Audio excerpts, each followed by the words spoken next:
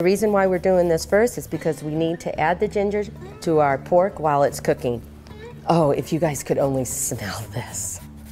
I think that looks about all that I need. So my pan is already hot. I'm gonna add my pork in. I'm gonna add a little bit of olive oil.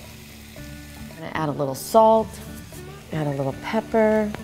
Well, I think the secret of pork is definitely not to overcook it and cook it too long, because then it gets, you know, tough and everything. So this may take about 5 to 10 minutes to cook. Just let it sit there for a few minutes to kind of get the flavors and brown a little bit. While the pork is still cooking, I'm going to start on with my eggs, because with every pork fried rice, at least for our family, we kind of like that scrambled egg mixture in it. Just a dab of olive oil. Crack 2 eggs into your hot saute pan. So just kind of mix them all in a little bit. I think my pork is about done. I'm going to turn my heat off. One thing I like about pork fried rice, if you could let it sit just for a little bit and give all of those flavors a chance to kind of incorporate with each other, oh, it is so good. My pork is almost done, so I'm going to add the fresh ginger, just a half a teaspoon of garlic,